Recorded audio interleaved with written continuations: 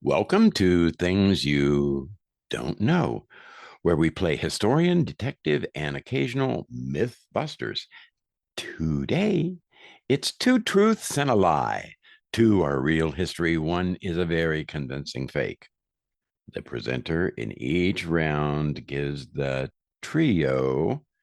The other two have to guess which are truths and which is a lie. No pressure, right? Let's go. First, in 1897, Pope Formosus' corpse was put on trial in Rome in what's now called the Cadaver Synod. B. Emperor Nero once competed in Olympic chariot races and was declared the winner even after falling out of his chariot. C. Emperor Caligula officially made his horse Incitatus a consul of Rome. A sounds grotesquely true. B, it's the most neuro sentence I've ever heard, but it also sounds true. C is the classic cocktail party fact, which makes me kind of suspicious.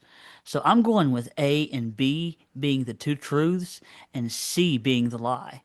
Agreed. C is a popular exaggeration. The Emperor Caligula threatened to give honors for the horse, but making him a consul never formally happened. My picks are the same as yours. Correct. A is true. The Cadaver Synod tried Pope Formosa's exhumed body, robes, throne, the whole works. That's just crazy. B is true. Nero entered the Greek games in 67 CE. Sources say he won despite mishaps. C is a lie. Ancient writers say Caligula planned lavish honors for his horse, but no formal consulship. Okay, I'm going to explore three battlefield curiosities. A. The Anglo-Zanzibar War of 1896 lasted under an hour, ending in a British victory. B. In 1932, Australia waged the Great Emu War and struggled to meet its objectives. C. In 1938, Canada formally declared war on geese after repeated attacks on airfields. Well, A is famous. The shortest war, about 40 minutes. That's true. B is legendary and embarrassingly true. C sounds like the setup to a very Canadian joke, so I think that one is the lie. Yeah, Chandler, I'm going to go with those same answers and for the same reasons that you stated. You both nailed it. A is true. The Anglo-Zanzibar War of August 27, 1896 lasted roughly 38 to 45 minutes How could that happen, Sean? because the British were armed with mortars and artillery, and the Zanzibarians were only armed with stones. Not exactly even odds. God. Wow. B is also true. The Emu War was an attempt to reduce the emu population in Western Australia. Emus were defecating in public places and destroying, by eating, vital corn and wheat crops during the height of the Depression. C is a lie. There was no formal Canadian war on geese, although birds and planes have certainly had conflicts. All right, all right. Now I'm going to get us into three hoaxes in media mayhem.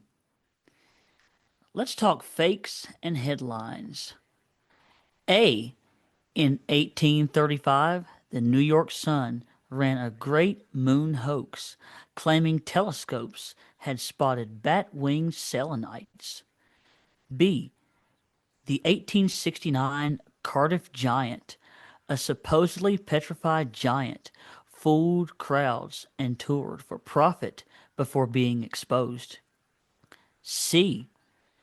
In 1901, H. G. Wells admitted He planted a fake Martian meteorite to drum up publicity for the War of the Worlds. I'm smelling something off here. It's the wrong Wells. It's the wrong decade. So I think that that is the lie. I concur. The radio panic was in 1938, 37 years later, and that was Orson Welles, not H.G. Wells, the writer. My picks are the same as yours. You're correct all across the board. A. True. The 1835 lunar discoveries were satire presented as news. If Fox News were around back then, that's probably where you would find that one. B. True. The Cardiff Giant was a carved gypsum hoax that made real money. C is a lie. No H.G. Wells meteorite stunt. You're crosswired with Orson Welles decades later. Yeah. Well, let's see. Time does kind of get a little weird. Let's look at some calendars and lost days. Okay. A. In 1752, Britain adopted the Gregorian calendar and skipped 11 days. People went to bed on September the 2nd and woke up on September the 14th. Sweden once had a February 30th in 1712 during a bungled calendar transition. C. Pope Gregory the 13th moved Christmas from December 25th to January 7th during the 1582 Reformation. Well, A is true. Give us our 11 days. B is actually one of my favorite trivia stunners. Also true. But C feels wrong. Gregory the 13th adjusted the calendar, but Christmas, I think it stayed on December 25th. So, truth, truth, lie. Agreed. It's only the Orthodox Church that changes the date for Christmas. Yeah, okay. We're on a roll here. And I agree. True. Britain and colonies made the 1752 switch, dropping 11 days. B is also true. Sweden's unique mess gave them a 30th February in 1712. C is a lie. The reform didn't move Christmas, it remained December the 25th. Here comes round five, some American myths and very odd civics. This is our most interesting set. A. George Washington's dentures were made entirely of wood. B. Boston suffered a deadly Great Molasses Flood in 1919 when a storage tank burst. C. The town of Rabbit Hash, Kentucky has elected dogs as its mayor in fundraising elections. A. I think that's one of those evergreen myths. So it would be the lie. B is sadly true. Check out our podcast on the Great Molasses Flood. C sounds just too charming not to be true. Okay, I agree. I agree. Everybody's finishing strong here. A, yes, that's the lie. Washington's dentures used human and animal teeth. The human teeth were purchased from his slaves, I'm sorry to say. Ivory and metal, that must have hurt like hell, but not wood. B is true. The 1919 molasses disaster in Boston killed 21 and injured many more, as our podcast explains. Please check that out. And C is true. Rabbit Hash has held novelty mayoral elections to raise money for charity with canine winners. Yeah. All right. Let's go for another one here. In 1970, Canada quietly offered to help the U.S. process draft dodgers by creating an informal intake channel through sympathetic immigration officers. B, When the British burned Washington in 1814, they actually paid for the lodgings they used in Alexandria, Virginia, because British officers insisted on civilized conduct. C. The first serious proposal to merge the US and Canada under a single legislature came from a Confederate exile in 1867 who thought a Northern Union would isolate the South. Oh, that's mean. That's all on brand for this show. Number two certainly sounds like the Brits. They love to conquer you very politely. Sorry we burned your capital. Here's the invoice. Okay, I want to probe number three. A Confederate exile calling for U.S. Canada reunion? Why? Well, because of the North is busy politically integrating with British North America, it has less energy to do reconstruction. Classic distract the empire move. Putting on my historian's hat, that's somewhat plausible, but it smells like you read too much Alan Drury and made up a guy. Number one, people that came to Canada to get out of the Vietnam draft, we know Ottawa was soft about it. They were opposed to the Vietnam War. They liked being the responsible adult next to their loud neighbor. Yeah, one feels true. Two, 1814. I know the British paid for stuff in some occupations. They were big on receipts. I'm saying that the lie is number three. I agree. If anyone pitched the US Canada Union in the 1860s, it was an American trying to absorb territory, someone like William Seward, not a Confederate running from Reconstruction, however unfair that was. The lie is number three. Okay, you're both right. Number three is a lie, but, and Sean's going to like this, I didn't make it up out of nowhere. There were 19th century American voices saying annexation is destiny. They just weren't defeated Confederates. That was Yankee Empire talk, nothing else. For the record, number one is true in spirit. Canadian immigration officials were often told to not make it hard for Vietnam era resistors. And number two is true. Parts of the British force in 1814 tried to behave like gentlemen, while still, torching the seat of government. All right, now, history boys, here we go. Three items, two real, but one crafted in my villain lab.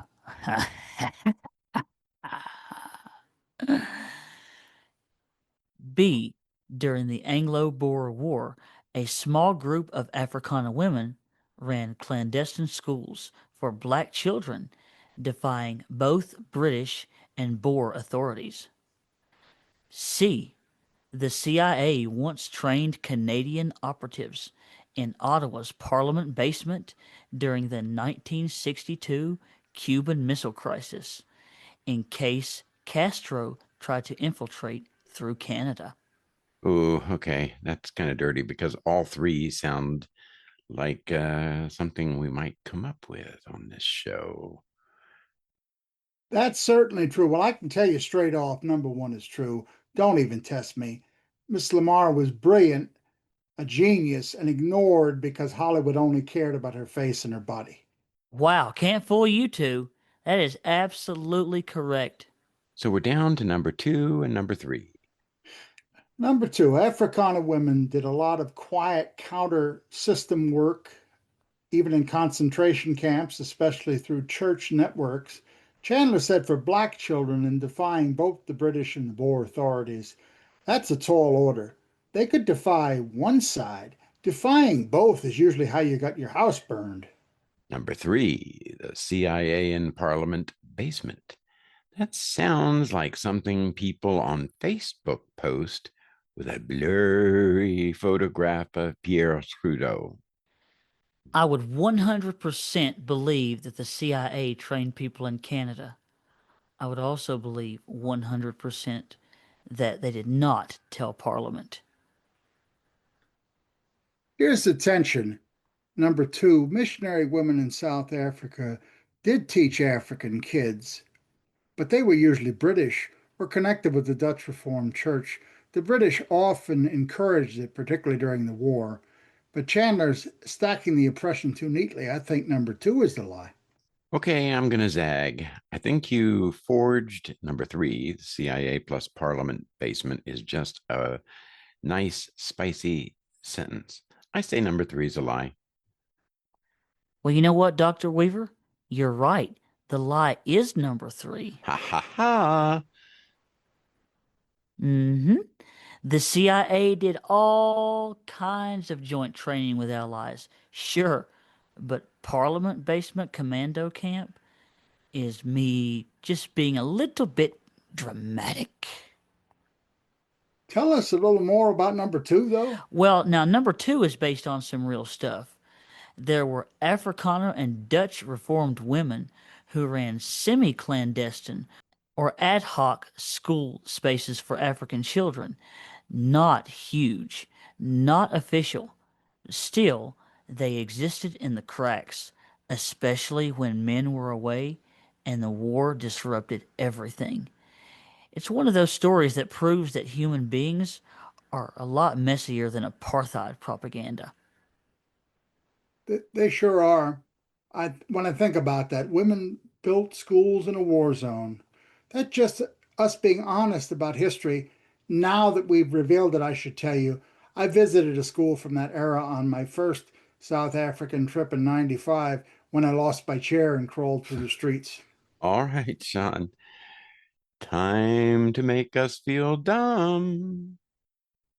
Oh, that's not my intention at all. I'll be kind, but I won't be totally easy. Okay, here we go. Here's three statements. In the 1960s, South African homeland leader Kaiser Mantezima, Nelson Mandela's cousin, by the way, privately lobbied Pretoria to expand disability schools in the Transkei homeland because he said, if we cannot care for our lame citizens, we have no nation.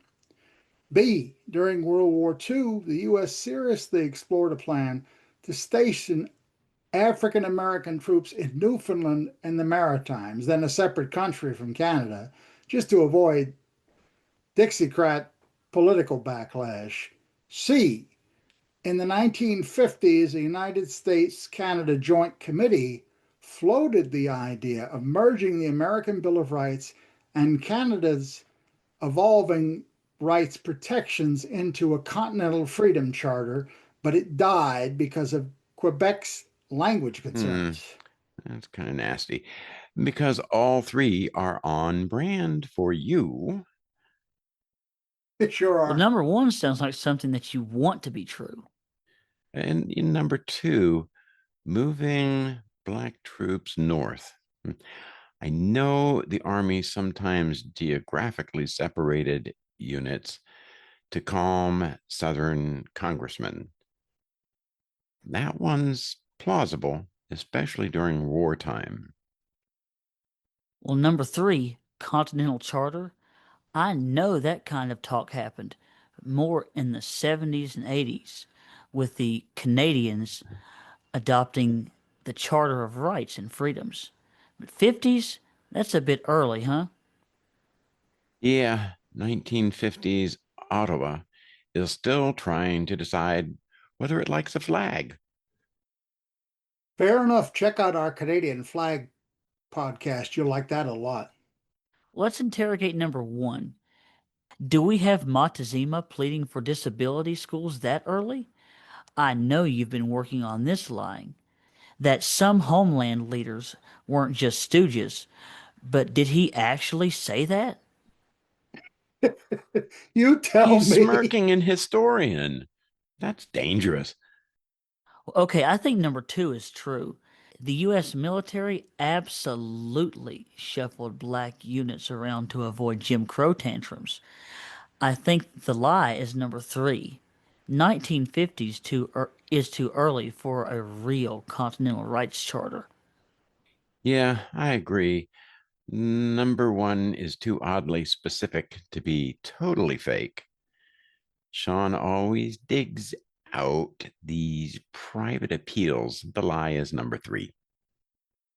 Correct, fellas. Number three is the lie.